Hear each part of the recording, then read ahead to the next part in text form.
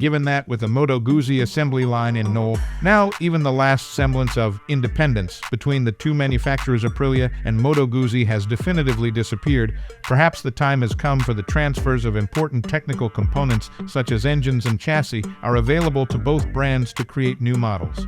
Such as, for example, a beautiful Moto Guzzi twin-cylinder Scrambler with the 660 twin-cylinder, which without invading the field of the Aprilia Tuareg, gives Moto Guzzi lovers the possibility of finally having an off-road motorbike of a certain level whilst remaining within the scope of dual purpose.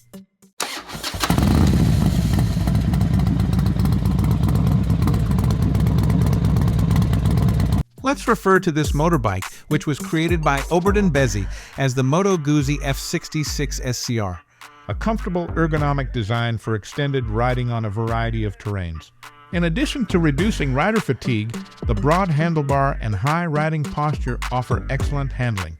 The combination of Moto Guzzi's iconic power and flair with the characteristics required to navigate off-road terrain makes for an intriguing design for an enduro.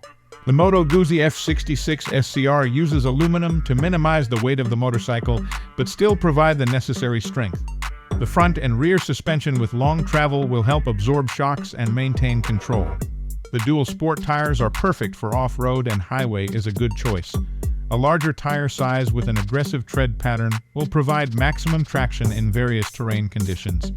Adequate protection for the engine, exhaust, and other parts from impacts and dust is important in enduro design.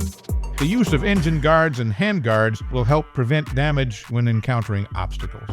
Moto Guzzi is renowned for its very traditional Italian design.